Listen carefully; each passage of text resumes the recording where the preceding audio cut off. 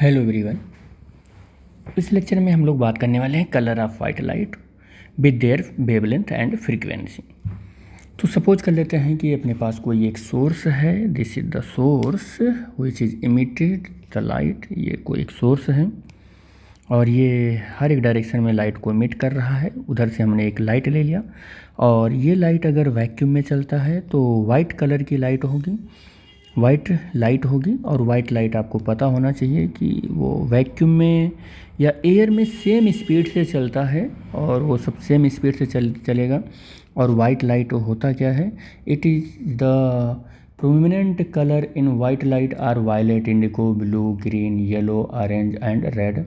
यानी कि these are the combination of the 7 colour of light. White light क्या है, combination of the 7 colour of light. It will be reach on the first refracting surface of the prism, that is the AB, and due to the different refractive index of the material, it will be split at the different prominent color, that is the red, indigo, blue, green, like as इस colour में ये क्या हो जाएगा, separate हो जाएगा।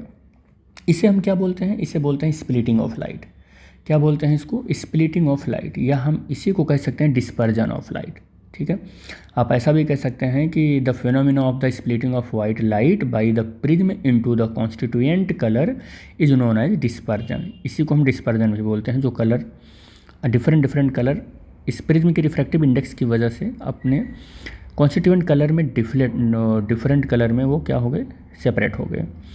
क्यों separate हुए हैं, क्योंकि ये जो प्रिज्म का रिफ्रैक्टिव इंडेक्स है ना, डिफरेंट कलर के लिए डिफरेंट रिफ्रैक्टिव इंडेक्स प्रोवाइड करेगा, जिससे कि इनकी स्पीड डिफरेंट हो जाएगी। रेड कलर जो सबसे हाई स्पीड से चलेगा वो थोड़ा सा कम डेविएट होगा, वायलेट कलर जो सबसे कम स्पीड से चलेगा वो थोड़ा सा ज़्यादा डेविएट हो जाएगा। यानी कि जिसका डेविएशन ज़्यादा हो रहा है उसकी स्पीड भी ज़्यादा होगी और जिसका डेविएशन कम हो रहा है उसकी स्पीड ज़्यादा होगी। ठीक है, जिसका डेविएशन कम उसकी स्पीड ज़्यादा, जिसका डेविएशन ज़्यादा उसकी स्पीड कम। ठीक है, तो कुछ इस तरीके से ये होगा। अब अगर ये 7 कॉन्स्टिट्यूएंट कलर में वाइट लाइट स्प्लिट हो रही है बाय द प्रिज्म, तो जो हमारा वायलेट क्या बोलते हैं वायलेट कलर है, इसका वेवलेंथ होगा 4000 से 4460 एंगस्ट्रॉम, जिसकी frequency 7.52 into 10⁻14 to 6.73 into 10⁻14 hertz होगा। और दूसरा हमारा जो इंडिगो होगा 4460 एंगस्ट्रॉम होगा, यहाँ एंगस्ट्रॉम टू 4640 एंगस्ट्रॉम, और इसकी फ्रीक्वेंसी होगी 6.73 10⁻14 टू 6.47 इंटू 10⁻14 हर्ट्स होगा। फिर हमारा नेक्स्ट कलर होगा जो कलर येलो होगा, और येलो कलर क्या होगा, येलो नहीं होगा, ब्लू होगा। ब्लू कलर क्या होगा 4640 एंगस्ट्रॉम टू 5000 यानी 5000 एंगस्ट्रॉम, और इसकी फ्रीक्वेंसी क्या होगी 6.47 10⁻14 हर्ट्स टू 6.01 इंटू 10⁻14 हर्ट्स। और ग्रीन होगा इसके बाद 5000 एंगस्ट्रॉम टू 5780 एंगस्ट्रॉम, और 6.01 से 10⁻14 हर्ट्स से इसकी फ्रीक्वेंसी क्या होगी 5.19 10⁻14 हर्ट्स होगी।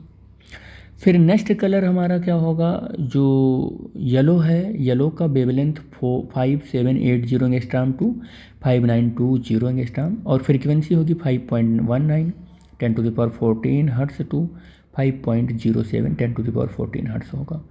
फिर लास्ट ऑरेंज कलर का वेवलेंथ क्या होगा 5920 एंगस्ट्रॉम टू 6200 एंगस्ट्रॉम, और frequency 5.07 10⁻14 hertz to 4.84 into 10⁻14 hertz होगा। और रेड कलर जो लास्ट का कलर है, जिसका डेविएशन कम हुआ है, वेवलेंथ ज़्यादा है, फिर उसका रिफ्रैक्टिव इंडेक्स ज़्यादा है, तो 6200 एंगस्ट्रॉम यानी 6200 एंगस्ट्रॉम से 8000 एंगस्ट्रॉम, और इसका वेवलेंथ हो जाएगा, और frequency 4.84 into 10⁻4 hertz to 14 hertz to 3.75 into 10⁻14 hertz होगा। एक चीज़ देखा आपने, इस वाइट लाइट को हम विजुअल लाइट भी बोलते हैं। क्या बोलते हैं इसको, विजुअल लाइट बोलते हैं। अगर विजुअल लाइट का रेंज अगर हम डिसाइड करें, तो विजुअल लाइट का रेंज अगर हम डिसाइड करें वेवलेंथ के टर्म में, तो वो वेवलेंथ के टर्म में क्या हो जाएगा 4000 एंगस्ट्रॉम से लेके देखो कितना हो रहा है, ये 8000 एंगस्ट्रॉम तक हो रहा है। और अगर उसकी फ्रीक्वेंसी का रेंज हम डिवाइड करें, फ्रीक्वेंसी का रेंज अगर हम दिखाएं तो फ्रीक्वेंसी का रेंज देखो 7.5 इंटू 10⁻14 हर्ट्ज से लेके और 3.75 इंटू 10⁻14 हर्ट्ज तक हो रहा है। तो this is the visual range of the visual light. ये वेवलेंथ का है और ये फ्रीक्वेंसी का है। और ये जो लाइट है, ये लाइट डिफरेंट जो लाइट है ये स्प्लिट हुए हैं प्रिज्म से, तो वो इस तरीके से गए हैं। और इस वंडरफुल पैटर्न को हम स्पेक्ट्रम बोलते हैं। और ये स्प्लिट जो हो रही है, इसे स्प्लिटिंग ऑफ लाइट को हम बोलते हैं डिस्पर्जन। ठीक है, तो कुछ इस तरीके से इनका रेंज होता है। एक बात और बता दूं, जो वेवलेंथ होता है, वेवलेंथ जो होता है ना, देखो वेवलेंथ के बारे में थोड़ा सा और बता दें। Wavelength is the subjective property of the light. Wavelength is the subjective property of the light. Subjective property of light. Property of light. और जो वेवलेंथ है ये एक और चीज़ को बताता है, किसी लाइट के कलर को बताता है। किसी लाइट का कौन से कलर का है, तो ये वेवलेंथ ही बताता है। यानी कि colour obtained from the wavelength, या कह सकते हैं वेवलेंथ से ही हम कलर भी पता कर लेते हैं। तो this is the colour of white light and their wavelength and frequency range.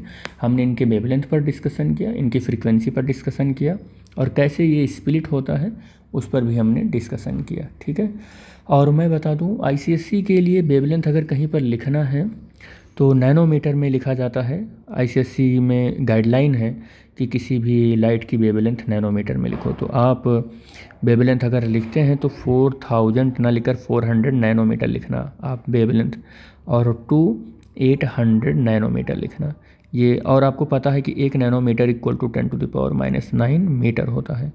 ये आप ये याद रखना, ठीक है, ये आप लिख सकते हो। ठीक है, और आप जैसे 1 नैनोमीटर इक्वल टू जब आप बोल रहे हैं 10⁻⁹ मीटर, तो आप ऐसा भी लिख सकते हैं 10⁻10 मीटर और अपान 10⁻⁻1, या आप ऐसे लिख सकते हैं 10 angstrom. 1 nanometre equal to 10 angstrom, आप ये भी लिख सकते हैं।